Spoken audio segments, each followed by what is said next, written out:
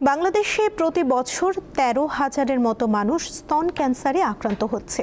এর মধ্যে শতকরা ৯০% নারী।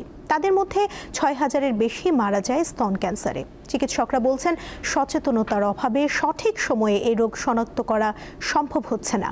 বিশ্বে অক্টোবর জুড়ে পালিত হয় স্তন ক্যান্সার সচেতনতা মাস। অসংক্রামক রোগে বাংলাদেশে যত মৃত্যু হয় এর অন্যতম কারণ ক্যান্সার।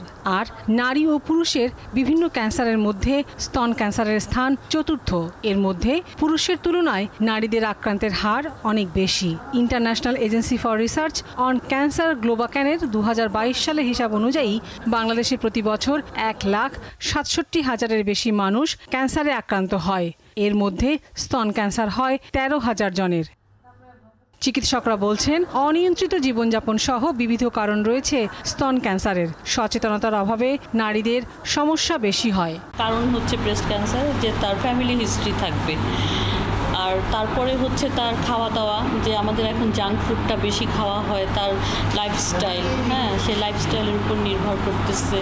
তারপরে হচ্ছে যে কোনো মা তার বাচ্চাকে বুকের দুধ খাওয়াচ্ছে কিনা।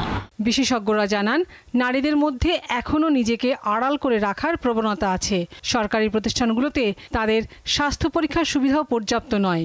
প্রথমত সচেতনতা এখনও ওই যে বললাম প্রান্তিক পর্যায়ের এবং খুব শিক্ষিত না এমন মানুষজনের কাছে এখনও পৌঁছে নাই। দ্বিতীয়ত তাদেরকে আমরা স্ক্রিনিংয়ের আওতায় আনতে পারিনি, যেহেতু স্ক্রিনিং সিস্টেমটা এখন পর্যন্ত হাসপাতাল ভিত্তিক, জনগোষ্ঠী বা সমাজ ভিত্তিক না। আমাদের এই অবস্থার উত্তরণ লাগবে। এর জন্য অনেক সবচেয়ে বেশি দরকার একটা ন্যাশনাল ক্যান্সার কন্ট্রোল স্ট্র্যাটেজি, মানে জাতীয় ক্যান্সার নিয়ন্ত্রণ কৌশলপত্র।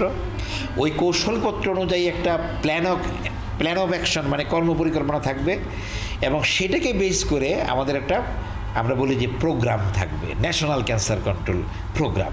আমাদের এই মুহূর্তে এগুলির একটারও অস্তিত্ব নাই।